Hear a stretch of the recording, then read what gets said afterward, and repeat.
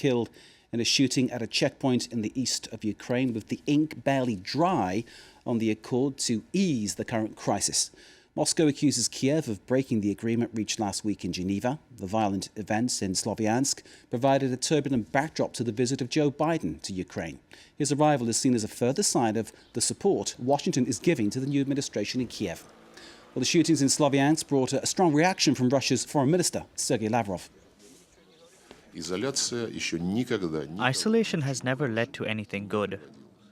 In different situations, there were attempts to isolate different countries, different governments, but it all invariably ended in talks with those they attempted to isolate.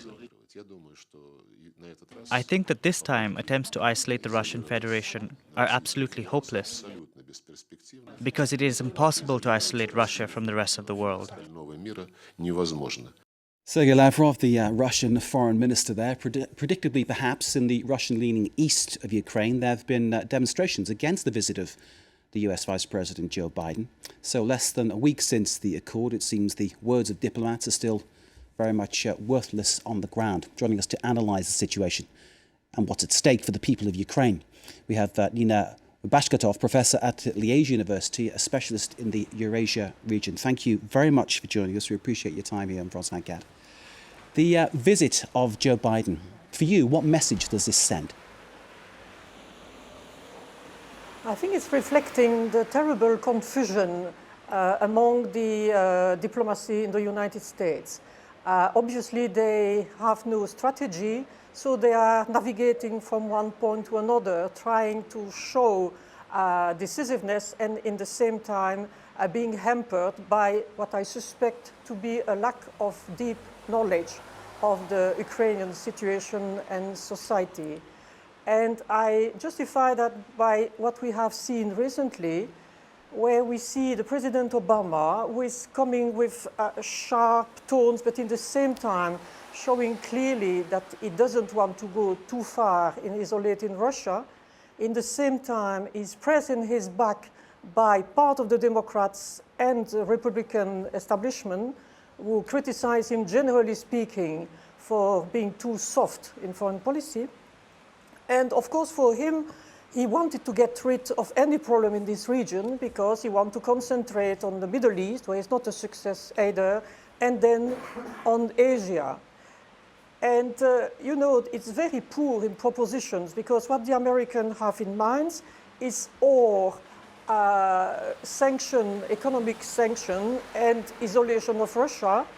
And I think that Mr. Lavrov is right. I mean, you cannot make an agreement about Ukraine without the participation of Russia. And the second seems to be even more foolish, which is consisting in arming God knows whom, since we know very well that the interim government in Ukraine doesn't have a full control on the people who are armed on the ground and even on the army. So when Joe Biden arrives in Ukraine, Nina, and he says he wants to bring American help and assistance to Ukraine, you're saying that basically he's not sure where that help and assistance will go?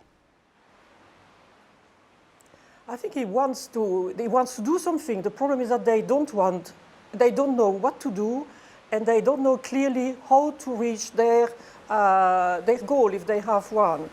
I think if they have one, is to ensure that the presidential election on the 25th of May will be held, and held in condition that the Americans and the West, generally speaking, can recognize it's fair, and being able now to start with a government, or at least a president, that could look especially towards the east of Ukraine as somebody who is not the emanation of what they consider as a coup, but the emanation of an election.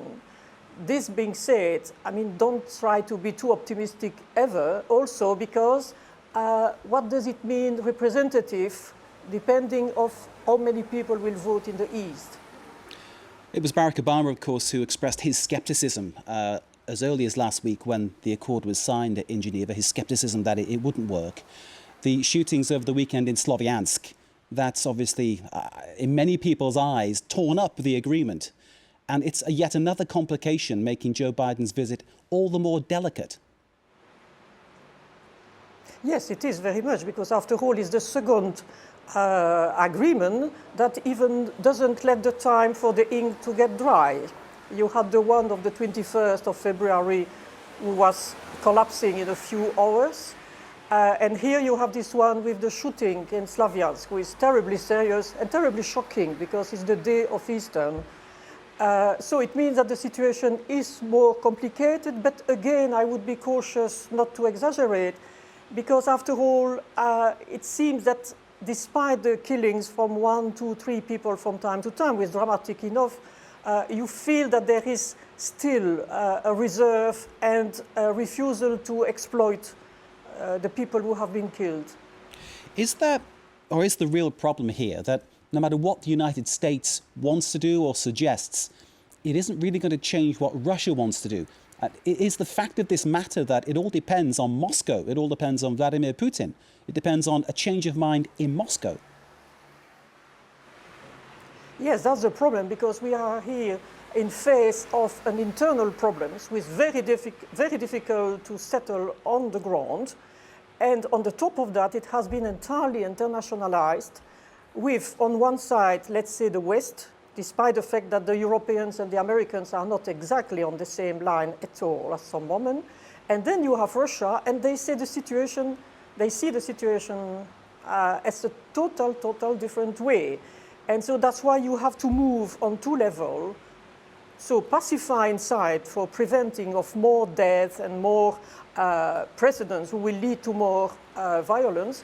But in the same time, you have to go around the table and accept a little of the view of the other one. So the Russians have to go beyond their absolute refusal to admit any legitimacy to the government in Kiev, because it's interimary, but it's the one they have, and they have to talk with the people there.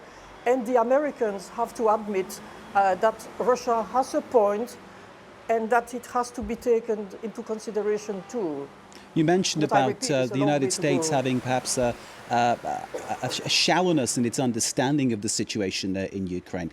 Can I ask you about the East and about the people there? We're led to believe by the Russians that they all want to be part of the Russian Federation. Is this propaganda? Is this a subject of bullying? Do the people there really want to be Russian, in your opinion?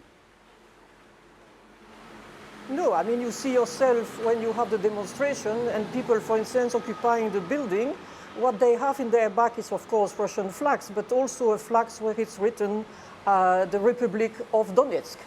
And I think that what the majority wants is a level of feeling defended by the government of Kiev and represented. Then you have a second level with more active, who wants really to have this kind of republic, but after all with very, very few details about what they will do with their autonomic republic. And then you have, of course, also a part of the population who wants to be Ukrainians in other conditions, and then another who wants to stay Ukrainians and not with autonomous. So you see there are different levels of society, and that's why you have to find a way to put those people around the table, not against Kiev, not submitted to Kiev, but able to express exactly what they want and to be listened to. And clearly there is no easy solution to this. What would you say the international community must do next? I think the first thing is to make no mistake. And a mistake, by what I mean by mistake, it means really to put Russia in a corner. I mean, you like or you don't like the behavior of the Russian leadership, and I think they made a lot of mistakes because they are quite besotted with what they think is their success. But anyway, they are part of the solutions, and they can be a larger part of the problems.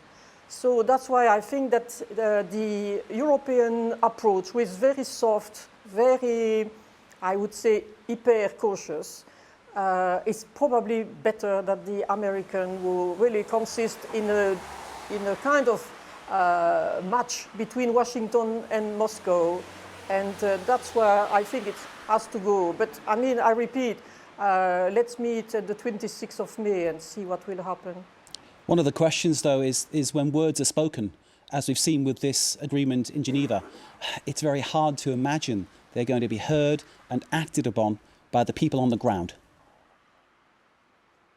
That's the problem for everyone. I mean, the people who are described as pro-Russian, what I've always found a kind of hyper-simplification, because in fact, they are mostly Ukrainians who want to stay in Ukraine, but in a different way, and not to be part of Russia. And I think, sincerely, Russia don't want them in Russia, because it will be more troubles for a very, very limited diplomatic victory.